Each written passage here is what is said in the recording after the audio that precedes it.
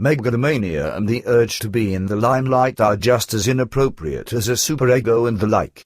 Appropriate, however, are humility and a style of disseminating the teachings which is not aimed at gathering followers and attracting the faithful, and someone who functions in a way where the people who are genuinely on a quest for the truth feel themselves addressed by that person. Such interested people will then learn through their own initiative and free will, without having some guru or head honcho of a sect crack his whip above their heads.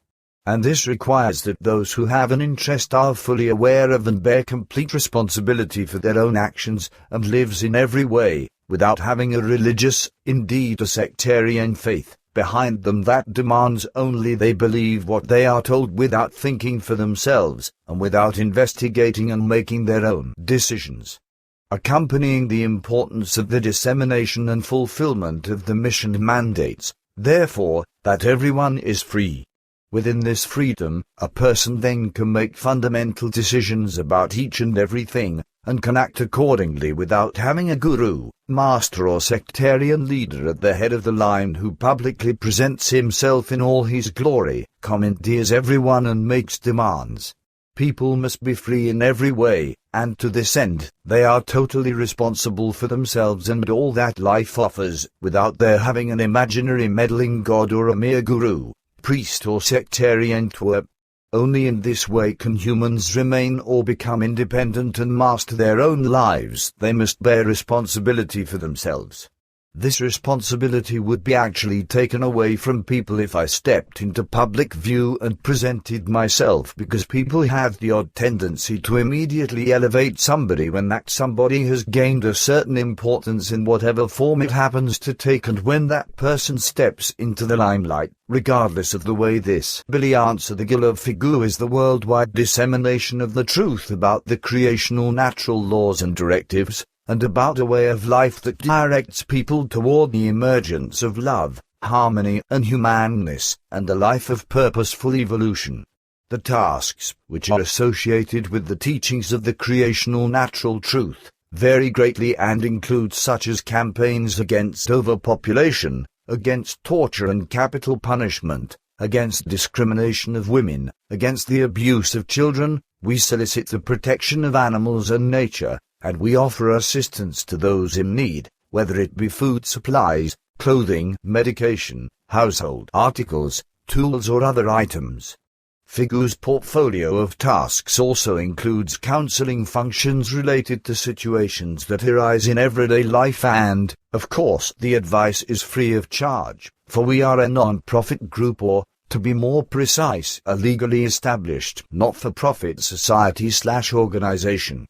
In addition to the dissemination of the truth about the creational natural laws and directives, Figu's tasks also include the dissemination of the teachings of the Spirit, in short what we call the Spirit lessons, which pertain to matters of a fringe and spiritual science nature and many topics from everyday life, evolution, knowledge, learning, the psyche, spirit, the various forms of the unconsciousness, subconsciousness, and consciousness, to mention but a few. Producing written material and books is another of Figu's tasks, whereby the books are sold at cost and many brochures are disseminated free of charge. For this reason we make no profit, and, therefore, we are truly a non-profit organization. As you can see, Figu's tasks are very diverse and time-consuming.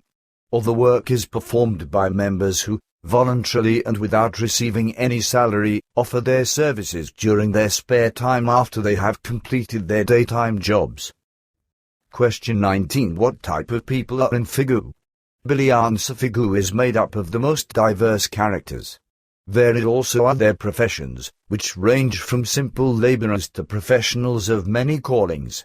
Included are apprentices and students, a farmer, gardener, office manager, school principal/teacher, nurse, chef, temporary laborer, clerk, kindergarten teacher, and a lithographer, among others.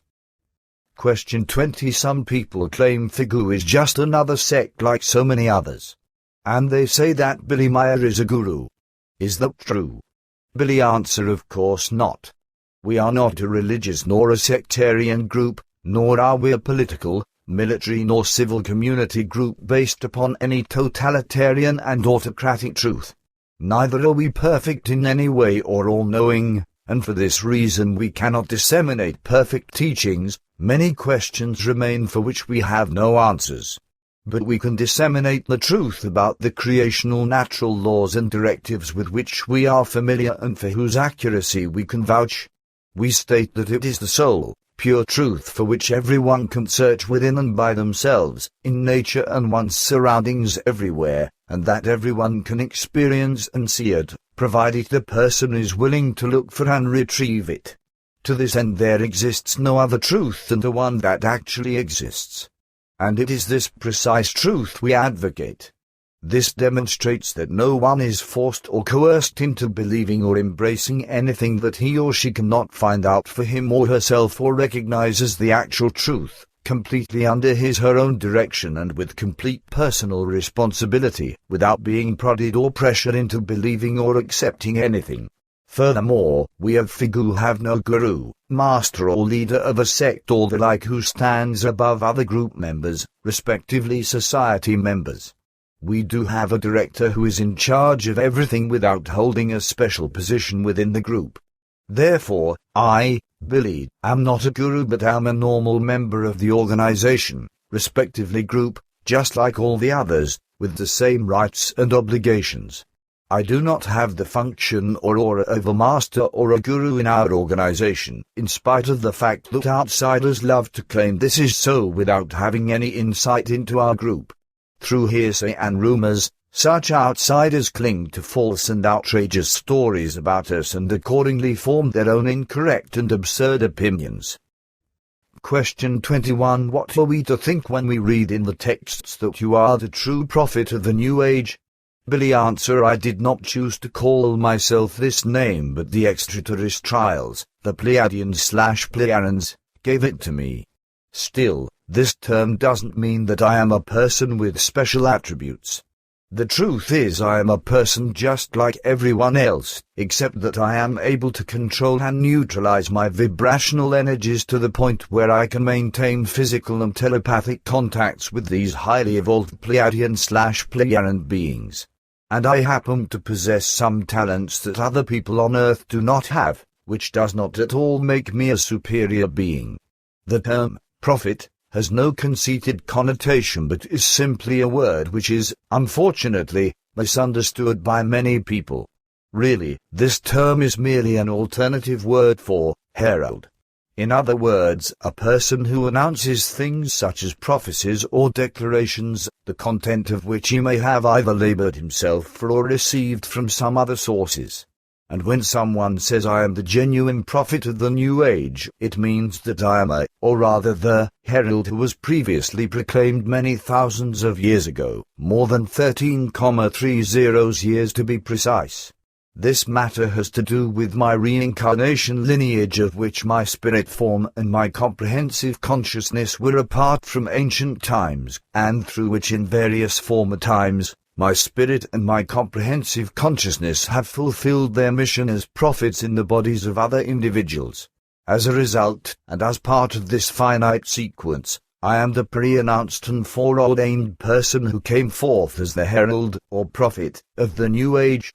Still, I am no more and no less than a completely normal person, just like any other, in spite of the fact that I am the liaison between the highly evolved Pleiadian/Plejaran spirit forms and the people on Earth. Question 22. How do you feel being among the people on Earth when your original birthplace was in far higher regions? Billy. Answer. While my original birthplace lies billions of years away in the past, I continue to feel connected with it at all times, and I do not deny that I often long for it. Nevertheless, I am now at home on Earth, where I have many dear friends throughout the world. But this does not alter the fact that I often feel extremely lonely. The fault does not rest with my friends but is generally prompted by the influence on me by the state of the spiritual and consciousness-related terrestrial world, which is so dissimilar to the world that was my birthplace and, in effect, still is. Question 23. How did our universe and our world come into existence? Billy answer. The universe originated from an ancient, archetypal bang, produced by a minuscule but highly compressed, flea-sized ball of energy. Originally this energy consisted of purely spiritual energy which created itself from within, although even it can be traced back to an Ur universe as energy conception. Ur equals is a German prefix which means archetypal, most ancient or original in English. A universe is also called a creation or a universal consciousness, and so forth, of which exist 1049 variations. The least evolved creational form is called a creation universe, and the next higher form is an Ur creation or Ur universe. The one following is called a central creation or central universe, etc. The ultimate of all creational forms is the 1049, called the absolute absolutum. This absolute absolutum was the initial creational form which created itself from the absolute void by way of the primary Big Bang. Thereupon it embarked on its path through 1049 different main creational forms before becoming the absolute absolutum. Thereafter it wafts in non-space as the highest of the highest creational forms and continues to endlessly expand and evolve through the wisdom of all creations which unite with it once each individual creation achieves a status of being an absolute absolutum as well. Not one creational form is absolutely perfect, not even the absolute absolutum. Creational forms, just as life itself, can only achieve a relative type of perfection over their evolutionary course through processes of constant waxing and waxing again that characterize all life.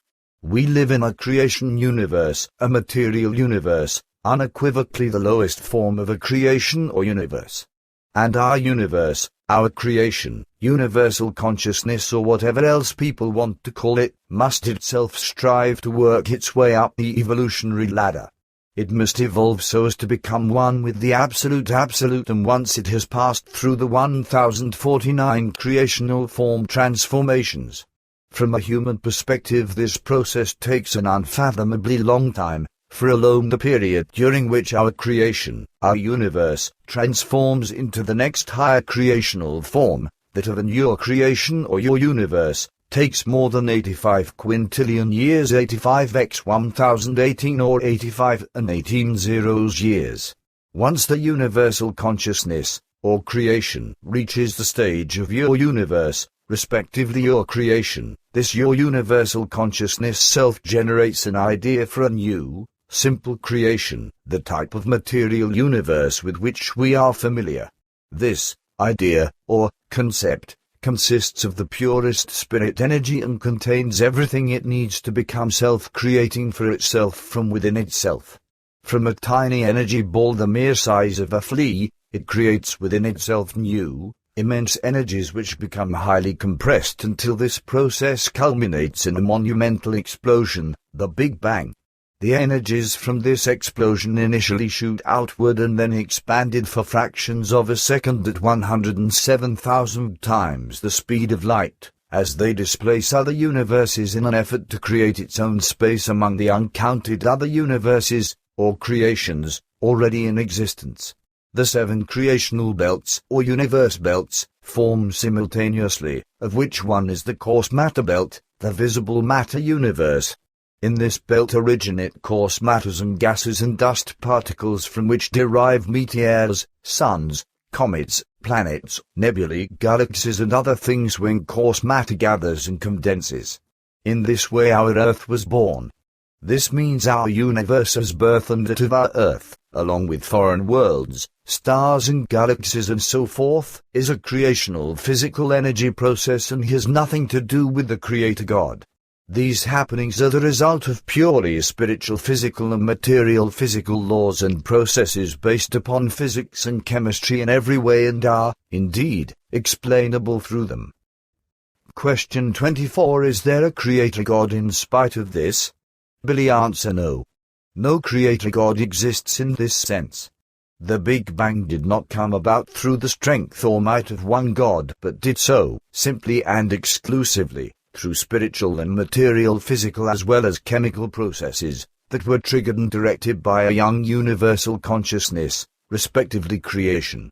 The term, God, has absolutely nothing whatsoever to do with the creation of the world or the universe, stars, galaxies and the like, for the expression, God, has existed in the vastness of the universe for billions of years, from ancient times to the present, and it represents nothing more than the title of a person. Initially this title was Ishwish, which means God, when translated into our languages. But Ishwish, respectively God, is nothing more than another term for King of Wisdom.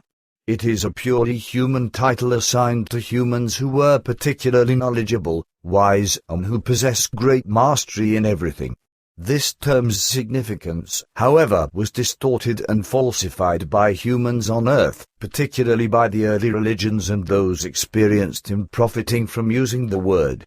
The result was that God, as a king of wisdom, was removed and the people turned him into a creator god who, allegedly, had created the earth, the sun and outer space. Numerous individuals, such as Jehovah and many others, even claimed of themselves to be creator gods, with the consequence that they were also revered and worshipped. One thing led to another, and soon the original meaning of the word, God, was forgotten and, consequently, the purported creator gods were able to victoriously march into the realm of the people's religions, sects and faiths. Question 25. What is creation? What does this term supposedly mean? Billy answer: basically, creation is the entire universe, the universal consciousness, the largest force and energy humans can ever imagine. And creation is also the entire energy and consciousness of every life form in existence, bar none. In its most archetypal form, creation is the purest spirit energy, although it can display countless other forms of energy in its external manifestations, which range from the finest to the coarsest matter.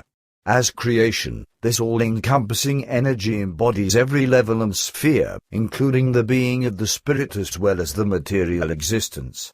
As a universe, creation remains the highest energy form and the highest active consciousness capable of evolution. Its flawless laws and directives have unequivocal validity at every level of existence and spirit form throughout the entire universe. Creation is the mightiest power and energy of this universal creational existence, and it has no human equivalent. More than everything, it has not even the most infinitesimal shred of an iota in common with the man-made creator God who disappears into an abyss of limitless absurdity when compared with creation, its strength, and its mastery. Question 26. What role does creation play in our human lives and that of all the others? Billy answer: creation plays a very significant role in human evolution and that of all other life, for every life form carries within it a minute piece of creation, which provides life to all life. Without this minute particle of creational spirit, not one single life form would exist, for this creational spirit is the actual, fundamental life energy. This life energy, in turn, however, is dependent upon the comprehensive totality of creation itself, which disperses a fine energy form known as cosmic life energy throughout the entire universe. The minute particles of creational spirit absorb and are given life by this cosmic life energy. One could almost say that this cosmic life energy acts as creational sustenance on which all particles of creational spirit subsist. To this end, every life form is dependent upon creation. And yet, it provides no mandate on how humans, for instance, should shape, lead or live their lives. Through its laws and directives, creation merely establishes its goal of evolution and its related proviso. Indeed, the goal is that humans greatly evolve and develop themselves, spiritually as well as consciously, to their highest level of perfection, relatively speaking. In so doing, they may join creation in the future and become one with it, and therefore they help creation to evolve as well. While creation does not dispense conditions to any life form, and every entity is free to live and do as it pleases, there are laws, directives, and guidelines provided which state that according to the law of causation, certain lifestyles will result in certain consequences. This law demonstrates that every action results in a specific reaction. It is, therefore, a creational natural fact that every life form can live as it wishes, that it can make its own decisions and that it can adapt itself, one way or the other, into the laws and directives. Depending on the type of life a particular life form leads, makes for itself, and lives, the result is very specifically consequential, and this life form, especially the human one, is responsible in every way for its actions. The creational natural laws and directives are based upon the positive and negative factors, and for this reason is everything within the entire universe subject to these parameters. And since creation itself, known also as nature, does not dispense any type of conditions as to how a way of life should be fashioned, led and lived, the individual life form, hence all human beings, must therefore fully accept their own, full responsibility for their actions. Every human, therefore, makes his or her own decision whether he or she wants to live according to the creational natural laws and directives to the extent that they bring him or her benefit and advancement, or whether he or she wants to transgress against the laws and suffer the detrimental consequences. This also means that creation bears no responsibility whatsoever for any human action. Humans alone are responsible for each and everything they do, regardless of what they think, feel, concoct, do and undertake. Question 27. Please define such creational natural laws and commandments in concrete terms. Answer. For instance, one of the most significant laws states that the errors humans commit should not be condemned, because only by committing errors can humans evolve. Hence, humans can learn from the mistakes they make. After committing mistakes, they will eventually recognize this fact, reflect on them, and remedy their errors. And, as a rule, they will become more knowledgeable and will refrain from making the same mistakes again, at least not in the identical ways, and thus they make progress. This also signifies that humans must thoroughly reflect on all matters so as to recognize where they are prone to making mistakes and to gather new knowledge, which will lead them to success and advancement. Success and advancement will be achieved by pensive thought, and this is another important creational natural law without which any evolution is impossible. A law, therefore, is an established and irrevocable rule which, when implemented and followed, prevents the life form from experiencing harm of any kind. A commandment, by contrast, is a mere recommendation which guides the person in a specific direction where some initiative should be taken or disregarded and, as a consequence, something good or bad, respectively something positive or negative, will occur. The following recommendations represent such creational natural commandments. You shall not kill in depravity. You shall not violate your covenant with creation. You shall not steal or expropriate from others. You shall not blaspheme the truth, and so forth. Question 28. How did human beings on Earth originate? Did they really evolve from the ape? Answer. The purely terrestrial man, the one who truly originated on Earth, is a natural product of the Earth's planetary evolution. First came the most primitive forms of flora, the lichen and the like, which exuded material that transformed into amino acids. These, in turn, generated new compounds from which higher plants originated that also embarked on the path of evolution. Ultimately, additional amino acid compounds derived from this process and resulted in yet higher life forms, such as fauna, the animal kingdom. All continued to develop and were subject to this waxing and waning process just as the plants were.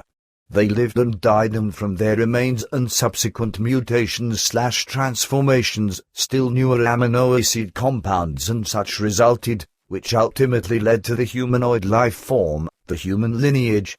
These beings were not a purely human race at the beginning but were a form from which several lineages could develop, and this is precisely what transpired.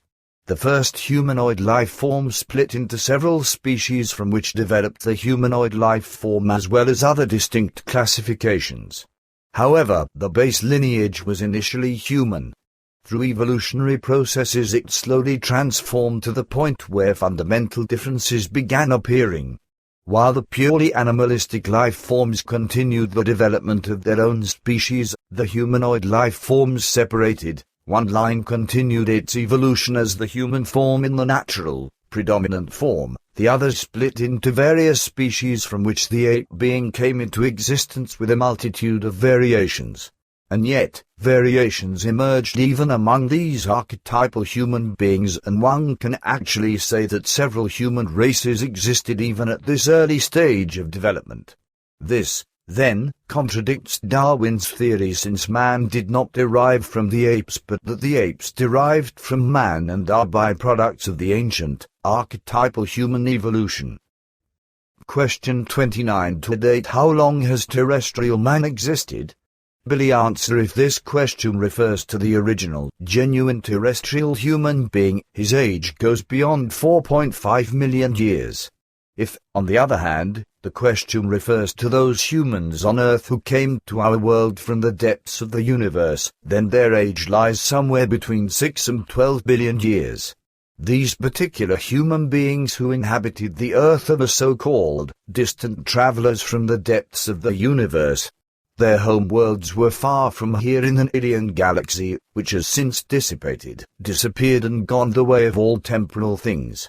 The majority of these distant travelers from the depths of the universe, who colonized the Earth and interbred with the purely terrestrially born beings, came from the lineage of Enoch. He was the founder of the various peoples who came from a distant galaxy into our Milky Way and settled in the regions of the Sirius constellation, from which they had to flee after living there for a long time. As persecuted runaways, they found refuge in our Sol system, where they began inhabiting Mars, Phaeton, and our Earth. Question 30. Is it true that humans have more than one life? Billy answer. That is correct. Humans are subject to the law of reincarnation, hence, they are born again. This also applies to all other life forms that possess both a consciousness and a spirit form capable of evolving. Therefore, when human beings die, their spirit form leaves their physical bodies in the current realm and crosses over into the spiritual realm of the beyond, where the spirit form rests and learns until it is able to reincarnate into another material body. The purpose for having reincarnation and numerous lives is to allow both the human spirit form, which is part of creation, and the comprehensive consciousness to evolve to the point where together they enter into and become one with creation, which itself evolves at the same time. This constant process of reincarnation facilitates the evolution of the person's spirit and the comprehensive consciousness, from which the individual's actual personality and the actual consciousness originate. Many lifetimes are necessary, and so are the reincarnations, respectively rebirths, to bring the spirit to its fullest capacity of knowledge, wisdom, harmony, etc., so it may later attain the highest possible perfection, relatively speaking. It would be absolutely impossible to develop the spirit or spirit form to such a level of relative perfection in merely one single lifetime. In fact, many millions of lifetimes and reincarnations are required to achieve this goal of perfection. Just to free themselves from the physical human body in order to enter the purely bodiless spirit world takes human beings somewhere between 60 and 80 billion years, which is 6 to 7 times longer than what terrestrial scientists claim is the age of the universe. Something else must be clarified. Absolutely erroneous and inaccurate are those views and teachings which assert and declare that the human being is able to reincarnate as an animal, for instance. The fact is, humans are always reborn as humans because of the creational particle within each of them that is capable of evolving. Humans, therefore, can never reincarnate as animals or anything else except as human entities, and what's more, as a rule, they always do so in accordance with their race, although, naturally, it is possible for deviations to occur. But such events only occur in special circumstances. To address these issues now would, however, take too much time. By the same token, animals can never be reborn as humans because the animal's spirit form is neither focused in this direction nor is it intended to evolve toward knowledge and wisdom, as is the case with human spirit forms or the spirit, respectively. Question 31 regarding the topic of reincarnation, mention is often made of karma. Just what is karma? Billy answer. The term karma has come to represent some faulty teachings, just as the Christian term atonement has. According to the karma teachings, man is supposed to bear the burdens of his past life in the next life. Therefore, the individual's subsequent life would be governed by how good or evil the person was in the previous life. If you analyze this concept, it means the individual will be either rewarded or punished in the next life for deeds in the past life. In other words, karma implies the person's type of rebirth is linked to actions in the former life, and that current fate is the result of past life actions. According to this, karma simply means that someone's present fate is predetermined by the deeds in a former life. According to Christian teachings, atonement boils down to punishment or reward after death at Judgment Day. Simply stated, you will get to heaven as long as you are gullible and meek, and as long as you obey the rules and edicts of the Christian religion or its sects.